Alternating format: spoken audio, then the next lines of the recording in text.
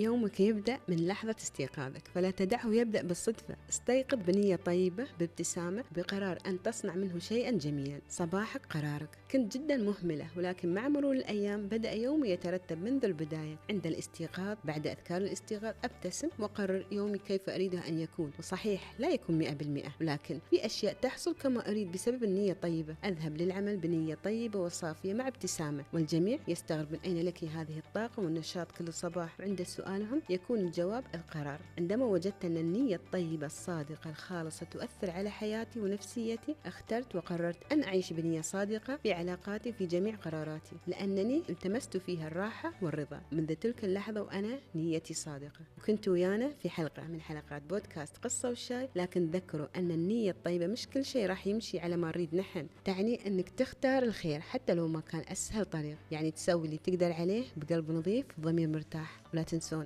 تشربون كوب الشاي قبل ما يبرد.